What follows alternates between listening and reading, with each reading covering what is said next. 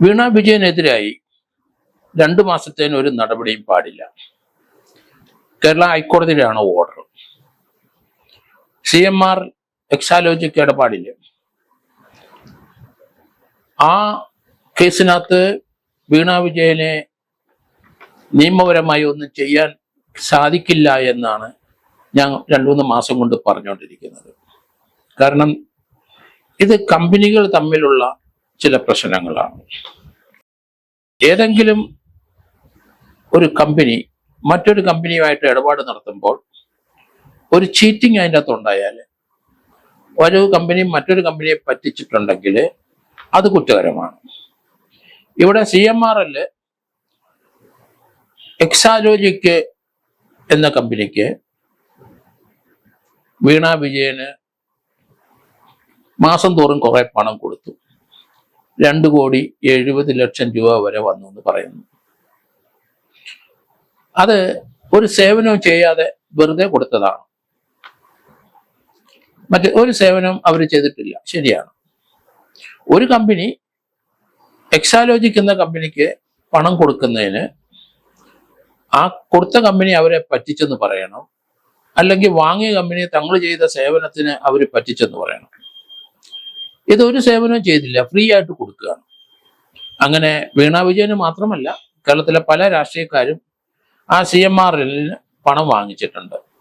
അവർക്കെതിരായിട്ട് നടപടിയൊന്നുമില്ല. വീണ വിജയനെതിരായിട്ടാണ് നടപടി വരുന്നത്. വീണ വിജയന്റെ പണം CMR കൊടുത്തെങ്കിൽ ആ വരുമാനം തൻ്റെ ഒരു വർഷത്തെ എത്ര കോടി രൂപ ലഭിച്ചുവെങ്കിൽ അതൊരു വരുമാനമാണ്. വീണ വിജയന് ഇൻഡിവിജ്വലായിട്ട് അത്രയും പണം വന്നിട്ടുണ്ടെങ്കിൽ, അല്ലെ കമ്പനിക്ക് വന്നിട്ടുണ്ടെങ്കിൽ അതിൻ്റെ ഇൻകം ടാക്സ് കൊടുക്കണം. അത് കൊടുത്താൽ അതിനകത്തൊരു ഒഫൻസ് നിൽക്കില്ല. എന്തെങ്കിലും ഒരു ഫേവർ ചെയ്തിട്ടാണ് ആ പണം വാങ്ങിച്ചെങ്കിൽ അത് വിജിലൻസ് ആംഗിളിൽ അത് അട്രാക്ട് ചെയ്യും. മുഖ്യമന്ത്രി ഒരു കാര്യം സാധിക്കാനാണ് ഈ പണം CMRL കൊടുത്തതെന്ന് പറഞ്ഞാൽ, അവർക്ക് അങ്ങനെ ഒരു കംപ്ലൈന്റ് ഉണ്ടായാൽ തീർച്ചയായിട്ടും വീണ വിജയൻ പെട്ടു. അത് വിജിലൻസ് ആംഗിളിൽ കുറ്റകരമാണ്. വിജിലൻസ് ആക്ട് ഇവിടെ നിലവിലുണ്ട്. കൈക്കൂലി കൊടുക്കുന്നതും വേറെ ആൾക്ക് വേണ്ടി കൈക്കൂലി വാങ്ങുന്നതും കുറ്റകരമാണ്. മുഖ്യമന്ത്രി അവിടെ എന്തെങ്കിലും കാര്യം സാധിക്കാനാണ് CMRL ഈ പണം കൊടുത്തതെന്ന് പറഞ്ഞാൽ അങ്ങനെ ഒരു ആക്ഷേപം ഇതുവരെ ഇല്ല, ആരും പരാതിക്കാരില്ല. 2 കമ്പനികൾ തമ്മിലുള്ള ഇടപാട് ആണ് ഇവിടെ നടന്നത്. ഒരു കമ്പനി മറ്റേ കമ്പനിക്ക് പൈസ കൊടുത്തു, പൈസ വാങ്ങിച്ച് പുട്ടടിച്ചു എന്ന് തന്നെ പറഞ്ഞുള്ളൂ, ഒരു സേവനവും ചെയ്തില്ല. What is the offence? എന്താണ് അവിടുത്തെ ഒരു ഒഫൻസ്? ഒരു ഒഫൻസും ഇല്ല. ഒരാൾ വേറൊരാൾക്ക് പണം കൊടുക്കുന്നു, നിരന്തരം കൊടുക്കുകയാണ്. അതിനകത്തൊരു കംപ്ലൈന്റ് കൊടുക്കുന്ന ആൾക്കില്ല, വാങ്ങിക്കാൻ ആളുമില്ല. പിന്നെ എന്താണ് അതിനൊരു ഒഫൻസ്? എത്രയോ പേര് ചിലപ്പോൾ നമുക്ക് പൈസ അയച്ചത് വെറുതെ തരും. പാവങ്ങൾക്ക് എത്ര പേര് പൈസ കൊടുക്കുന്നു, വീട് പണിയാനും ബിസിനസ്സിനും സഹായിക്കാനും. ബന്ധുക്കൾ എത്രയോ ലക്ഷം രൂപ അവരുടെ ബന്ധുക്കൾക്ക് കൊടുക്കുന്നു. അതൊരു കുറ്റമാണെന്ന് പറയാൻ. ആരെങ്കിലും ഒരാൾ കമ്പനീസ് ആക്ടിന്റെ പരിധിയിൽ നിന്നുകൊണ്ട് ഇത് ചെയ്തിട്ട് ഒരാൾ വേറൊരാളെ പണം തിരിച്ചു കൊടുക്കാതെ എന്തെങ്കിലും പ്രശ്നം അതിൻ്റെ അകത്ത് വന്നു പരാതി ഉണ്ടെങ്കിൽ മാത്രമേ നടപടി ഉണ്ടാവാൻ പോലുള്ളൂ. പക്ഷെ ഇവിടെ 2 കൂട്ടർക്കും അങ്ങോട്ടും ഇങ്ങോട്ടും പരാതിയില്ല. അപ്പം SFIO serious fraud investigation office അവരാണ് ഒരു പരാതി എറണാകുളം അഡീഷണൽ സെഷൻസ് കോടതി 7 ഒരു പരാതി കൊടുത്തിരിക്കുന്നത്. മിനിസ്ട്രി ഓഫ് കോർപ്പറേഷന്റെ കീഴിലുള്ളതാണ് SFIO. അതിനകത്ത് ചില എക്സ്പെർട്ട് ഉണ്ട്. CBI അല്ലെ കേരള പോലീസിൽ അല്ലെ ക്രൈം ബ്രാഞ്ചിൽ ഒക്കെ പോലീസ് ഓഫീസേഴ്സാണ്, അവർക്ക് അധികാരമുള്ളവരാണ്. ഇവിടെ അങ്ങനെ എന്തെങ്കിലും ഇന്ത്യൻ ക്രിമിനൽ നടപടി പ്രകാരമോ ഇന്ത്യൻ പീനൽ കോഡ് പ്രകാരമോ ഒരു കുറ്റം ചെയ്യുക, അല്ലെങ്കിൽ ഏതെങ്കിലും ആക്ട് പ്രകാരമോ ഒരു കുറ്റം ചെയ്തിട്ടുണ്ടെങ്കിൽ അത് പോലീസ് അന്വേഷിക്കും, അല്ലെ CBI അന്വേഷിക്കാം. ഇവിടെ ഈ SFIO എന്ന് പറയുന്നത് കോർപ്പറേറ്റ് ഓഫീസ്, മിനിസ്ട്രി ഓഫ് കോർപ്പറേറ്റിന്റെ കീഴിലുള്ളതാണ്. ആ രീതിയിലുള്ള ഒരു ഒഫൻസ് ഉണ്ടെങ്കിൽ മാത്രമേ നിലനിൽക്കുകയുള്ളൂ, കേസ് നിലനിൽക്കുകയുള്ളൂ. അതിന് എറണാകുളത്തെ ഓരോ സ്റ്റേറ്റിലും ഓരോ കോടതിയുണ്ട്, അവിടെ ഫയൽ കൊടുക്കാം. അവിടെ ഒരു പരാതിയായിട്ടാണ് SFIO അത് കൊടുക്കുന്നത്, കുറ്റച്ചാർജ് ആയിട്ടല്ല, പരാതിയായിട്ടാണ് കൊടുക്കുന്നത്.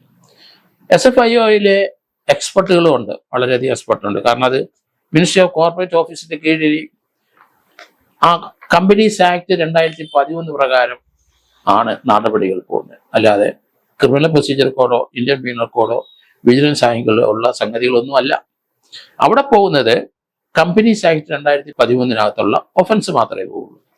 അവിടെ കുറച്ച് എക്സ്പെർട്സുകളുണ്ട് SFIOയിൽ.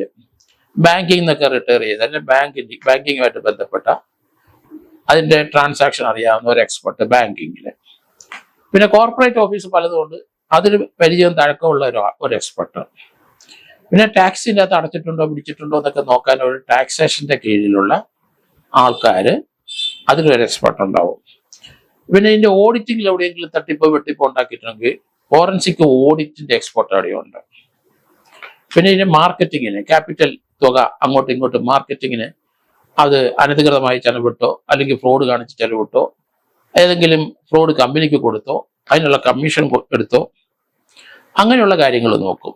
പിന്നെ ഇൻഫർമേഷൻ IT എന്തെങ്കിലും, കാരണം ഈ ഓഡിറ്റിങ് നടത്തി നോക്കുമ്പോൾ അതിനകത്ത് IT ഒഫൻസ് ഉണ്ടെങ്കിൽ, അങ്ങനെ എന്തെങ്കിലും പണം തട്ടിച്ചിട്ടുണ്ടെങ്കിൽ അതിനൊരു എക്സ്പെർട്ട്, ഇൻഫർമേഷൻ ടെക്നോളജിയുടെ എക്സ്പെർട്ട്, പിന്നെ ലോയുടെ ഒരു എക്സ്പെർട്ട് ഉണ്ടാവും. ഇത്തരം എക്സ്പെർട്ടുകളാണ്, അവരാണ് SFIO ആയിട്ട് മുന്നോട്ട് പോകുന്നത്. SFIക്ക് ഒരു ഡയറക്ടർ കേശവ് ചന്ദ്ര എന്നൊരാളാണ്. ഇന്ത്യയിലെ SFIയുടെ ഡയറക്ടർ ആണ് അദ്ദേഹം. അവർക്ക് കക്ഷികൾക്ക് സമൻസ് അയക്കാൻ, നോട്ടീസ് അയക്കാൻ അതിനൊക്കെ അധികാരം കൊടുത്തിട്ടുണ്ട്.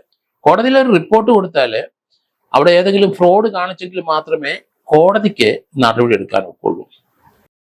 അപ്പോൾ SFIയുടെ പവേഴ്സ് എന്താണെന്ന് ചോദിച്ചാൽ കമ്പനി ആക്ടിനകത്ത് തട്ടിപ്പ് വെട്ടിപ്പ് അവിടെ എന്തെങ്കിലും കാണിച്ചെങ്കിൽ മാത്രമേ ആ കുറ്റകൃത്യം നിലനിൽക്കുകയുള്ളൂ. ഇവിടെ ഇപ്പോൾ സംഭവിച്ചിരിക്കുന്നത്, വീണ വിജയന് അത് CMRL പണം കൊടുത്തു, അതിന് ഒരു കണ്ടീഷനും ഇല്ല, ഒരു സേവനവും ചെയ്തില്ല. അതിനെന്താണ് കുറ്റം? ആ വീണ വിജയൻ വാങ്ങിച്ചിട്ട് ഞാൻ എൻ്റെ അപ്പൻ മുഖ്യമന്ത്രിയാണ്, അല്ല എൻ്റെ ഭർത്താവ് മന്ത്രിയാണ്, അവരെ കൊണ്ട് ഞാൻ ചില കാര്യങ്ങൾ നടത്തിക്കാം എന്ന് പറഞ്ഞ് പണം വാങ്ങിച്ചിട്ടില്ല. അങ്ങനെ ഒരു കംപ്ലൈന്റ് ഇതുവരെ ഇല്ല. അപ്പം ആ ഭാഗം ക്ലീനാണ്. പിന്നെ എങ്ങനെയാണ് അവർക്കെതിരായിട്ട് നടപടി എടുക്കുന്നത്? ഇത് ഹൈക്കോടതിക്ക് മനസ്സിലായി എന്ന് എനിക്ക് തോന്നുന്നത്. അതുകൊണ്ടാണ് ഹൈക്കോടതി 2 മാസത്തേന് ഇതങ്ങ് പ്രൊസീഡിങ്സ് സ്റ്റേ ചെയ്തു. കാരണം എറണാകുളം അഡീഷണൽ സെഷൻസിൽ കൊടുത്തിരിക്കുന്ന പരാതി, അത് SFIO കൊടുത്തിരിക്കുന്ന പരാതി, കോടതി അതിനകത്ത് സമൻസ് അയക്കാം, നോട്ടീസ് അയക്കാം. പക്ഷേ അതൊരു കുറ്റച്ചാർജിന്റെ പുറത്തല്ല, ആ കൊടുത്തിരിക്കുന്ന ആരോപണത്തിന്റെ പുറത്താണ്. അത് പിന്നീടാണ് അതിന് കുറ്റച്ചാർജ് ഫ്രെയിം ചെയ്യേണ്ട ആവശ്യം ഉണ്ടെങ്കിൽ. അപ്പം SFIയുടെ ഡയറക്ടർക്ക് ഇന്ത്യയിലെ മുഴുവൻ ജൂറിസ്ഡിക്ഷൻ ഉണ്ടെങ്കിലും അത് കമ്പനീസ് ആക്ട് 2013 അകത്ത് വരുന്ന കാര്യങ്ങൾക്കേ ഉള്ളൂ, അല്ലാതെ ഒരു കാര്യങ്ങൾക്ക് അദ്ദേഹത്തിന് അധികാരമില്ല. അതുകൊണ്ടാണ് ഞാൻ പറയുന്നത്, ഇപ്പം SFIO ഒരു കംപ്ലൈന്റ് പരാതി എറണാകുളം സെഷൻസ് കോടതി കൊടുത്തെങ്കിലും വീണ വിജയന് അതിനകത്തൊരു കുറ്റക്കാരിയല്ല. കാരണം അവരുടെ കമ്പനീസ് ആക്ട് പ്രകാരം അവർക്കൊരു കമ്പനിയുണ്ട് രജിസ്റ്റർ ചെയ്ത്, അതൊരു CMRL ഉണ്ട്. അവർ തമ്മിൽ പൊരുത്തമുണ്ട്. അവർക്ക് രണ്ടുപേർക്കും അങ്ങോട്ടും ഇങ്ങോട്ടും പരാതിയില്ല. പിന്നെ ആർക്കാണ് പരാതി? അവർക്ക് പണം കൊടുത്തു, ശരിയാണ്, ആ പണത്തിന് ടാക്സ് അടച്ചിട്ടുണ്ടെന്ന് മാത്രം നോക്കിയാൽ മതി, മറ്റു വകുപ്പുകളൊന്നും നിൽക്കത്തില്ല. അതുകൊണ്ട് വീണ വിജയനെതിരായിട്ടുള്ള കേസ് നിലനിൽക്കത്തില്ല എന്ന് തന്നെയാണ് എൻ്റെ അഭിപ്രായം.